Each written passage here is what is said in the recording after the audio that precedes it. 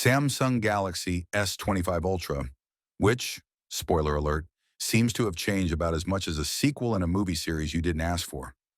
People were hyped for Samsung to finally soften up the Ultra's corners, so it doesn't feel like you're holding a tiny skyscraper in your hands.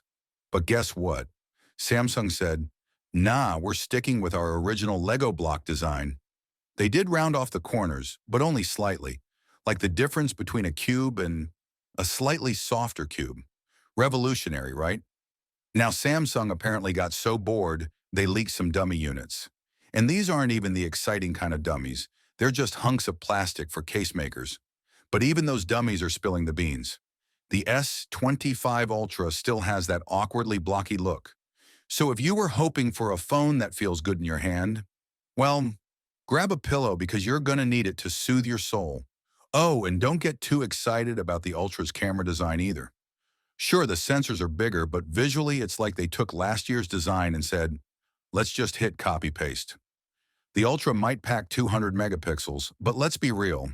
Half of us are just using that fancy camera to take grainy pics of our pets at 2 a.m.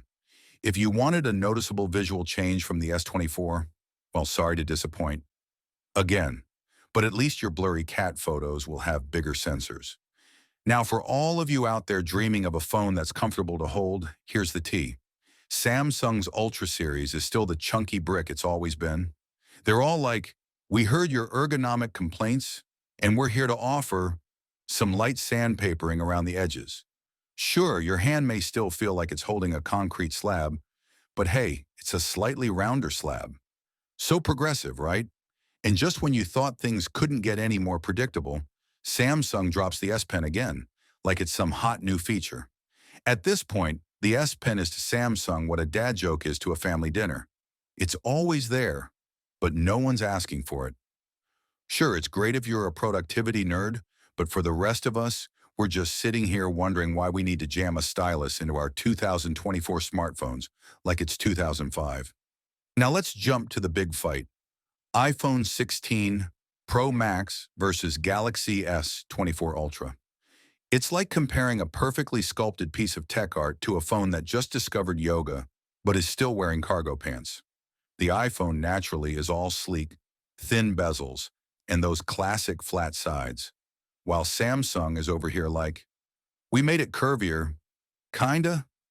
They even brought the color game this time with titanium yellow. Yellow. Because when you want a phone that screams, look at me, nothing says it better than a color reminiscent of mustard. iPhone, on the other hand, is still stuck in its minimalist art phase, black, white, titanium. Real edgy, Apple, real edgy. But let's not forget the displays.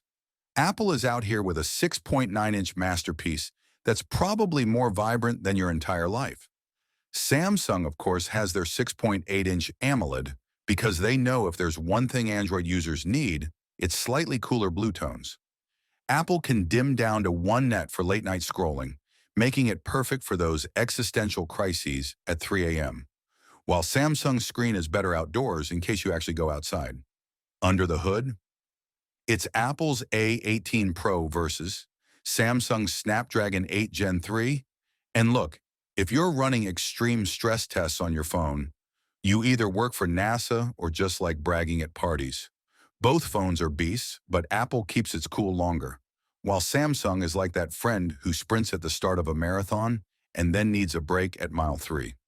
Sure, the Ultra might win in graphics performance, but do you really need all that power to scroll through TikTok? And last but not least, the cameras. iPhone's out here with its 48 megapixel ultra everything and a lens coating to stop those pesky flares. Meanwhile, Samsung is flexing with a 200 megapixel camera. But let's be real, most of us are just taking selfies, and no amount of megapixels will fix that awkward chin angle. So what's the bottom line? Whether you pick Apple or Samsung, you'll be holding a powerhouse in your hand. Just remember, the Galaxy S25 Ultra is here to remind you, some things never change, like Samsung's commitment to making your hand feel like it's gripping a small, expensive brick.